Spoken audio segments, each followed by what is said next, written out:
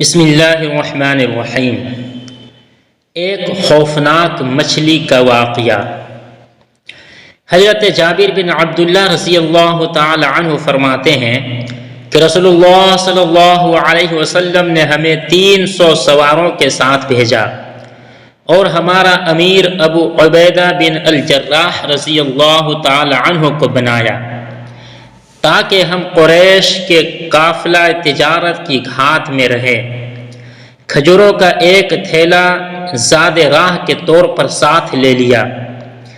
حضرت ابو عبیدہ رضی اللہ تعالی عنہ ایک ایک کھجور ہمیں دیتے تھے۔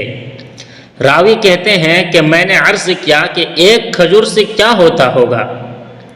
حضرت جابر رضی اللہ تعالی عنہ نے فرمایا کہ ہم اس کو یوں چوستے تھے جیسے بچہ چوستا ہے، پھر اس پر پانی پی لیتے تھے، پھر وہ کھجور پورے دن کے لیے کافی ہوتی تھی۔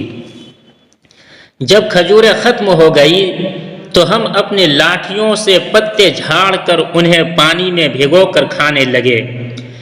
آخر ہم سمندر کے کنارے پر پہنچ گئے۔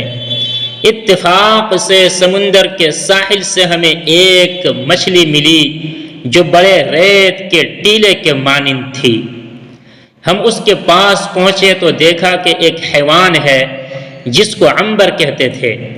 حضرت ابو عبیدہ رضی اللہ تعالی عنہ نے فرمایا کہ یہ مردار ہے۔ پھر فرمایا کہ نہیں، ہم تو رسول کریم صلی اللہ علیہ وسلم کے قاصد اور پیغام رساں ہیں اور اللہ کے راستے میں ہیں، اور پھر تم بے تابی کے حالت کو بھی پہنچ چکے ہو، اس لیے کھا لو۔ راوی کا بیان ہے کہ ہم 1 ماہ تک کھاتے رہے۔ ہم 300 افراد تھے، ہم نے خوب کھایا کہ ہم موٹے ہو گئے۔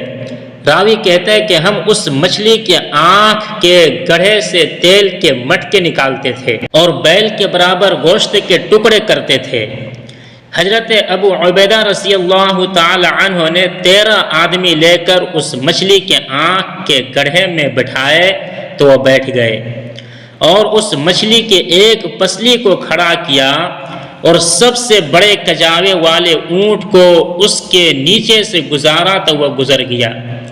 پھر ہم نے اس کے گوشت کے پارچے کر کے خشک کیا اور زاد راہ کے طور پر اپنے ساتھ رکھ لیا۔ پھر جب ہم مدینہ پہنچ کر رسول کریم صلی اللہ علیہ وسلم کی خدمت میں حاضر ہوئے تو سارا واقعہ ذکر کیا تو آپ صلی اللہ علیہ وسلم نے فرمایا کہ وہ رزق تھا جو اللہ تعالیٰ نے تمہارے لیے ظاہر کیا تھا، اگر تمہارے پاس اس میں سے کچھ بچا ہو تو مجھے بھی کھلاؤ۔ چنانچہ ایک صاحب نے لا کر آپ صلی اللہ علیہ وسلم کی خدمت میں پیش کیا اور آپ صلی اللہ علیہ وسلم نے بھی تناول فرمایا۔ بخاری و مسلم۔ فوائد حدیث۔ اس حدیث سے صحابہ کرام رضوان اللہ علیہم اجمعین کا دین کے خاطر سختیاں برداشت کرنا اور صبر و مشقت جھیلنا ظاہر ہوا۔ جب کوئی لشکر یا جماعت بھوک و افلاس کے شکار ہو جائے تو آپس میں ہمدردی اور غمخواری کرنا پسندیدہ عمل ہے۔ مل کر کھانا تناول کرنا نزول برکت کا سبب ہے۔ اس سمندر سے خدا تعالیٰ کی عظیم نشانی کا ظہور ہوا۔ اس عظیم مخلوق کے ظاہر ہونے سے اللہ تعالیٰ کی عظیم قدرت نمایاں ہوئی۔ صحابہ کرام کی ذکاوت و ذہانت اور فکر قوت ثابت ہوئی۔